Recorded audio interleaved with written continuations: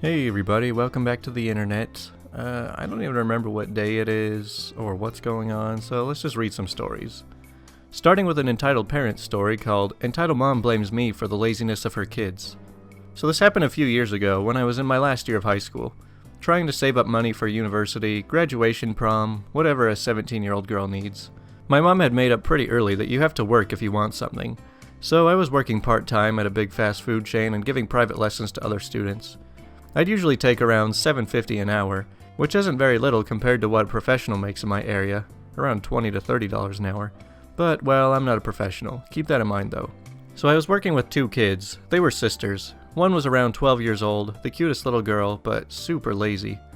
The other was 16, going through a hard time trying to fit in, but actually quite smart. Let's call them LG and RG for lazy girl and rebellious girl, for now. Of course, there was a mother to these girls, our entitled mom. She was a single mom in her 40s and was very nice when I met her.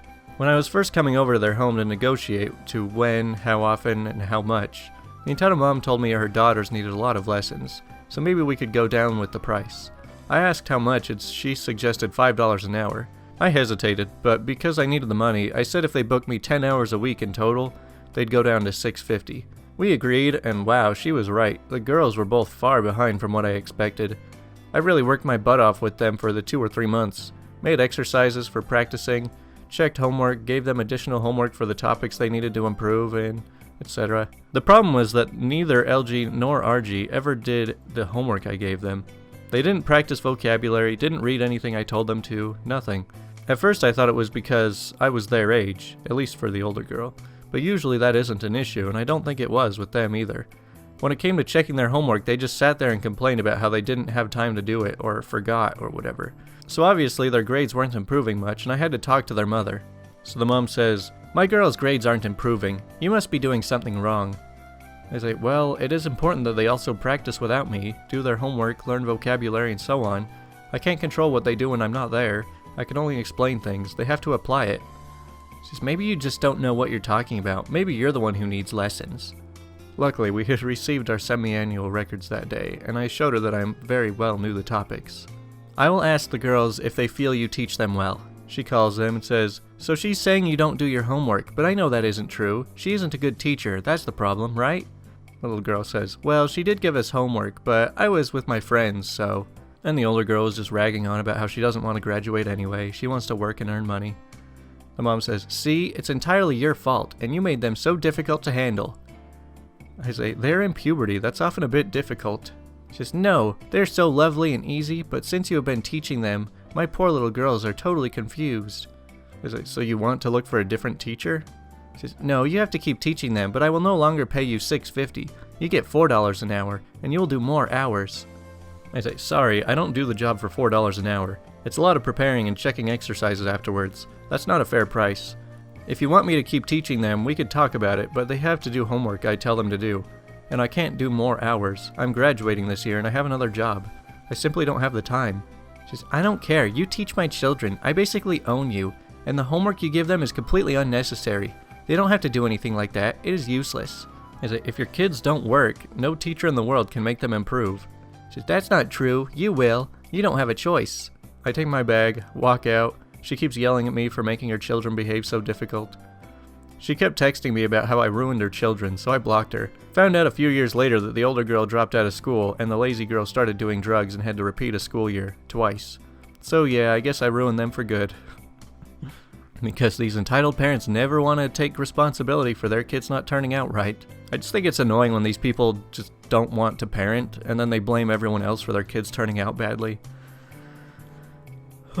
Anyways, this next story is a pro-revenge story called Bad Landlord Scams His Tenants and Goes to Jail. Many years ago, when I worked for a rent-to-own company in a small town, there was a little apartment complex which we made frequent deliveries to, and just as frequently had to repo from. It had been a motel when it was built, and the owner turned it into apartments by just making doorways in the walls between rooms, putting a kitchen and living room in one and a bedroom in the other. The place was very run down and apparently pretty inexpensive, and based on a few things customers said, it seemed that the majority of the tenants moved in there for short times. I figured it was because they were waiting for prefab houses to be financed and delivered, since the vast majority of the housing in that town was mobile homes. Turns out I was wrong, but more on that later. So between deliveries and pickups, we were visiting the place multiple times per month, but the landlord wouldn't let us park the truck in the parking lot to do it. It was a motel parking lot, so there was way more space than the tenants needed, and plenty of room for our truck. But the minute we pulled into the lot, the landlord would come running out of the office and yell at us to get the truck off his property. We were still allowed to deliver and such. We just had to carry the couches and the old-style rear projection big screen TVs across the gravel lot from a truck parked on the street. It was more than a little annoying. Then the day came when I was visiting some customers, a young couple, to have them sign an extension because they couldn't make their payment, and I saw an eviction notice on the door. I knocked, they answered, and then they, too, saw the notice. They explained that they needed the extension because they were behind on rent, but the eviction was unexpected because they were only 2 days late. The notice gave them 1 week to move out. They signed the extension and left. A little suspicious because that didn't seem right to me. A few days later, I got a call from the couple saying they needed to return the stuff they'd rented because they were being evicted and had to move to a motel. I told them to wait there, I'd be over in an hour. My wife had worked in the rental office of our previous apartment complex, so I knew some tenant laws. When I'd checked after getting the extension signed, I found that the evictions couldn't be served with only a week notice. They had to give 30 days for the tenants to pay or move out. If they moved out, the landlord could take any unpaid rent out of their security deposit. This was a small town with lots of mobile homes, so I'm guessing the law was to prevent people from being evicted from rented land on which they had mobile homes they owned, but it applied to apartments too.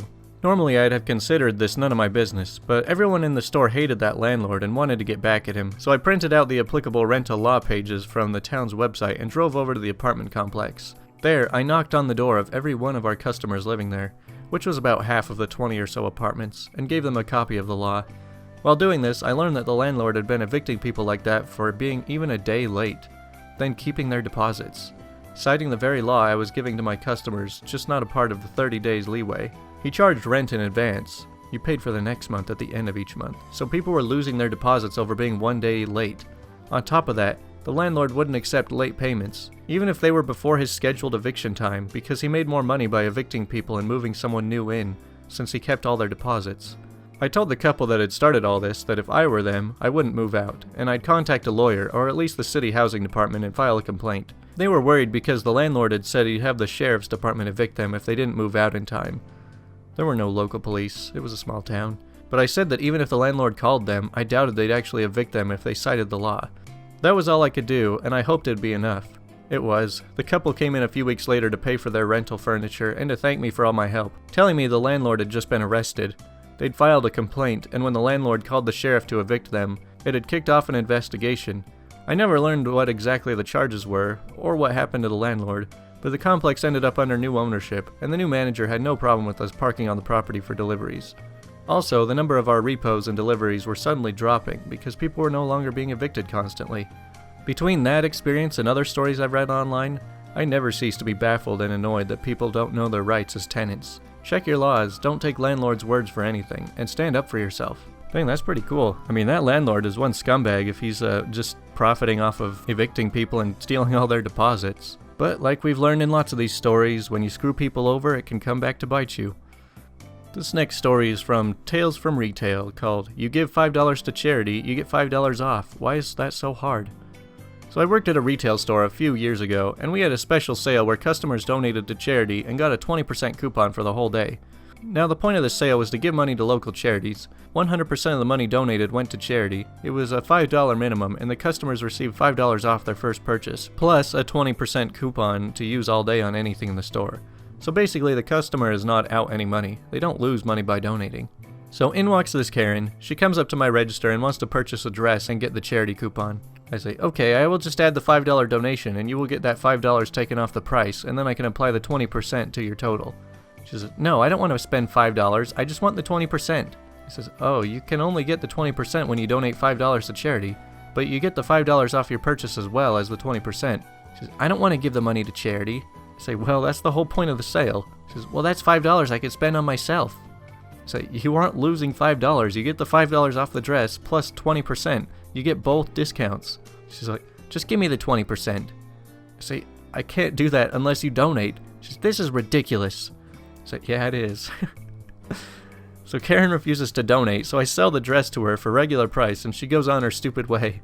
I really don't understand why she was so hostile and refused to donate. I do know some people are very picky about which charities they give money to, but we had charities listed at every register and they were all local places. And all the money stayed in the local area, so it wasn't like it was going to a CEO's jet or something. Some people are just so dense they'll never understand no matter how many times you try to explain to them. So this next story is called Entitled Kid Hits Me in a Pet Store. Okay, firstly, sorry everyone for my actions in this story. I have read a lot on this page and have no idea how you can all be so patient. Sadly, I'm not patient. I need to add that I'm a full-grown male adult at this time, so it makes my actions worse. I was in a pet store checking out some fish. My mom walks past and says, "I've just met the rudest little boy." I turned around to see this maybe 4-year-old zooming around the store. I think to myself, just some hyperactive kid, and pay no attention and go back to checking out the fish. A couple of seconds later, I feel something punching the back of my knee. I look down and this kid is punching my knee furiously with anger on his face. I look down and he glares at me and yells, "Move!" I was absolutely baffled. I turn around and say, "Whose little turd is this?" I see a mother talking to another lady, smiling adoringly at her kid saying, "Oh, that's mine," whilst he's still hitting me. Whilst I'm looking at her, I just kinda snap, so I knee the kid and send him flying. The kid gets back up with absolute shock on his face. I kneel down and say to him, "Next time you want somebody to move, you say, 'Excuse me.'" He then said, "Excuse me," so I moved out of the way. His face lit up like I had just told him a secret, and then he started running around saying to people, "Excuse me," and they were moving. The mother looks at me, now horrified, and says, "Look, what have you done? Now he will be saying that all the time." I said, "Good, somebody should be teaching him manners if you can't." I left the store, ultimately because I did just knee a kid, and I didn't want to push my luck. Dang, maybe you knocked some sense into him at that point. This sounds like a lot of people in my comments section who make it very clear that if they ran into an entitled person or child that they wouldn't hold back, so I think a lot of people here can relate to this story a little bit. And on to the final story from I Don't Work Here Lady, called I Got Fired to Great Applause. So in a world of big box stores, there are those who shop normally and those who perpetrate Karen levels of misdirected spite. The following names and identities have been changed to protect the innocent and Karens. These are their stories. So this happened in 2010 around summertime. I was at a big box store to get some groceries and a few odds and ends for myself and my wife. We were on the soda aisle and my wife wanted some store-branded sodas. We happened to be on the top shelf. I, being 6'2", have the best build for reaching high shelves, so I promptly grabbed the sodas in question and we started to move on. Before leaving the aisle, a nice elderly lady in one of those store mobility carts approached us from behind. She says, "Sir?" I knew that we, my wife and I, were the only people in the aisle at the moment, so I turned around. I say, "Yes, ma'am." She says, "I know you don't work here, but might I ask if you can help a little old thing like me reach the pistachios on that shelf?" I say, "Oh, sure. I love helping people, and I have a soft spot for the elderly, as I have volunteered in a few local nursing homes in my youth." I get the pistachios and hand them down to her. She says, "Thank you, dear. Actually," she turns to my wife, "would you mind if I steal him for a little bit to get some other things?" She says, "I don't mind," she said, smiling, then heading off the aisle for something else we were getting, so she didn't hear anything that happened after this. This ended up turning into helping her for the next few minutes getting things off of high shelves until she got things she needed. She says, "Thank you so much. Here, I know it's not much, but you've been a good helper." She proceeded to hand me a small wad of $1 bills. I tried to politely decline, but she was insistent, so I went along with it. She says, "You have a good day now." She then tootled off on the main aisle towards the registers. I had a nice feeling in my heart and a small wad of uncounted cash in my pocket that wasn't there a few seconds ago. I was feeling good. I went back to the soda aisle to retrace steps to find my wife when I heard an exasperated sigh while passing an Indonesian woman. She then, in a rather offended tone, almost yelled at me. Enter the Indonesian Karen, stage right. She says, "Excuse me." I stop and turn to her. Before I get a word out, she points to one of the shelves close to the floor. She says, "I have tried to get you noticed, so I yell to get it." I say, "Excuse me?" At this point, I'm perplexed. She says, "I need you to get back and get me Diet Dr. Pepper Cherry 24-pack. This one has been damaged and is no good." I follow her outstretched finger and see the case of soda in question. It looks like someone has opened it and treated themselves to a couple beverages within. I then chuckle a little. I say, "Ma'am, I'm sorry, but I don't work here. I'm not even dressed the same as the employees." I was wearing a black t-shirt and black cargo pants. The workers in the box store were wearing blue polo shirts with a name tag and khaki slacks. "I'm sure you can flag one down. I know one is nearby," and she cuts me off. She says, "No, I don't want excuse. You need to get me Diet Dr. Pepper Cherry 24-pack right now or it will bad for you. She says this while jabbing her finger towards the pack of soda. It's like, ma'am, I'm trying to explain. I don't work here, so I cannot go to the back and get you anything. If I do, I will be breaking the law. I started to move towards the other end of the aisle. I can go find someone to help you though. No! She's now shaking and stamping her foot with every word now. You need to go back and get me Diet Dr. Pepper Cherry 24-pack now. I rolled my eyes and started to walk away when she yells this string of words, I kid you not, in quick succession. Fine, I will get manager and fire you. She then storms out of the aisle. Now, she's been yelling loud enough to draw a crowd of people who watched like it was an episode of Jerry Springer. I almost got to the end of the aisle when I hear her again. By the by, she was gone for a span of 3 seconds. Just, there he is! Fire that man! This Karen had her hand wrapped around the wrist of the manager, and his nice blue polo shirt and khaki slacks, finger pointed at me. I'm thinking, really? The manager says, ma'am, I can't fire him. He doesn't work for the store. The Karen then turns her ire on the manager. She says, no, I asked him for to go back to get me Diet Dr. Pepper Cherry 24-pack, and he is rude and not doing it. You need to fire him now. The manager was at a loss. The Karen was not relenting, and he gave me a look like a stuck puppy. I then knew that this would either end very well or very badly, but I had made my decision. I saw that there was now a large group of people watching. I'm pretty sure if I wanted to, I would have made a killing on selling popcorn. Anywho, I gestured towards the manager, the all too well-known, go ahead, get it over with, gesture. The manager, to his credit, gave the best performance I've seen in my life. He removed the Karen's hand from his arm and took 3 steps forward, planting his foot firmly and poked me in the chest. He says, you think you can't serve a customer? You are fired! He punctuated each of the last 3 words with another jab to the chest. He was only poking me enough to make my shirt move. I stared him down before yelling in his face, you can't fire me, I quit! I then turned around, stomped off down the aisle, to the sudden erupted applause and cheering. I smiled. I walked about 6 aisles down to find my wife looking perplexed. She says, what is going on over there? Where have you been? She then changes her tone to an almost too quiet for me to hear murderous tone. What did you do? I'm smiling. I'll let you know when we get to the car. Let's get to the registers and get going. I told her the whole story later, several years after the fact.